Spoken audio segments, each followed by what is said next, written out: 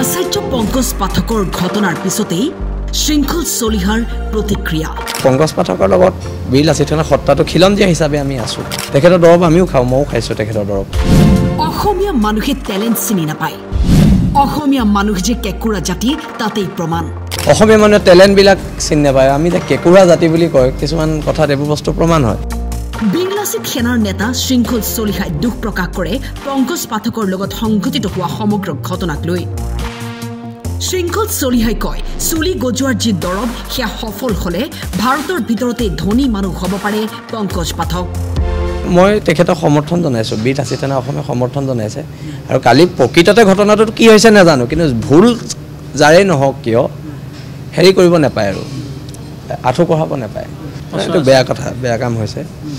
আৰু আঁঠু কাঢ়িব নালাগিছিলে বা কঢ়ুৱাব নালাগিছিলে। আৰু এই কথাবিলাকে সমাজত এটা বিৰূপ প্ৰভাৱ পেলায়। এইটো এটা বৃহৎ নেক্সাছ, এটা ষড়যন্ত্ৰ হ'ব পাৰে। আমাৰ সন্দেহ এটা ষড়যন্ত্ৰ বুলি কয়। কিবা ভুল কৰিছে, তাত মৰেল পুলিচিং কিয়? ভুল কৰিছে, পুলিচ আছে, পুলিচে কৰিব কি কৰিব লাগে। কিন্তু তেওঁলোকে আঁঠু কঢ়োৱা কাৰ্যটোক আমি নিন্দনীয়। আমি ডক্টৰ ধনিৰাম বৰুৱাক আমি চিনি নাপালোঁ। যি সময়ত ধনিৰাম বৰুৱাকতো এটা সময়ত জেলত ভৰাই দিয়া হৈছিলে। আৰু আজি পংকজ পাঠকৰো ঠিক একেই অৱস্থা। পংকজ পাঠকে কিবা ভুল কৰিছে, আইন আছে, আইনে ল'ব ব্যৱস্থা। কিন্তু মৰেল পুলিচিং কিয়? চুলি গজোৱাৰ যিটো এইটো এটা ইণ্টাৰনেশ্যনেলি এটা বৃহৎ ডাঙৰ ব্যৱসায়। এতিয়া বহুতৰ তেওঁতো এটা আয়ুৰ্বেদিক কৰিছে, বনৌষধি লগাইছে। এতিয়া কথাটো হৈছে কি, এইটো এটা বৃহৎ নেক্সাছ, এটা ষড়যন্ত্ৰ হ'ব পাৰে।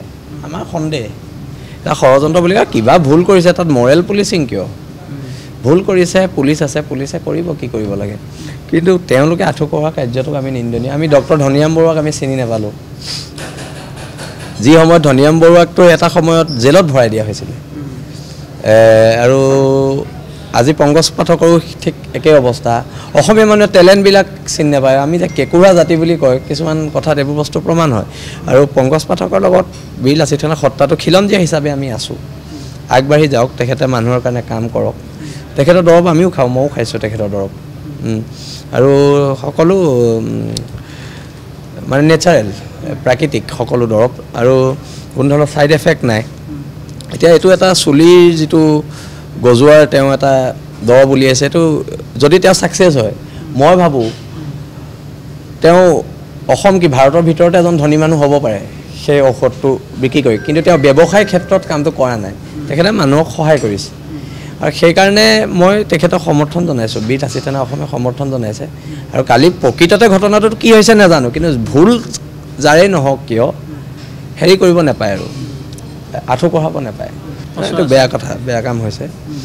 আৰু আঁঠু কাঢ়িব নালাগিছিলে বা কঢ়ুৱাব নালাগিছিলে।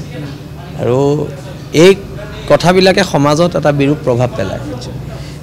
আজি অনা অসমীয়া মানুহ এটা কোনোবাই কিবা কৈছে, বাংলাদেশী মানুহ এটা কোনোবাই কিবা কৈছে, তাত ক'বলগীয়া নাই।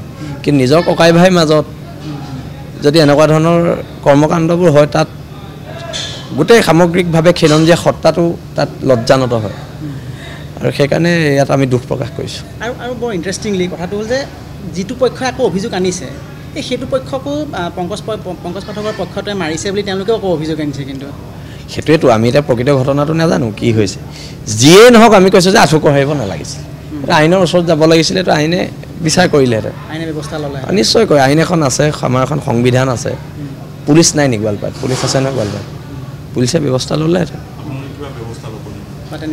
আমি খিলঞ্জীয়া মানুহৰ মাজত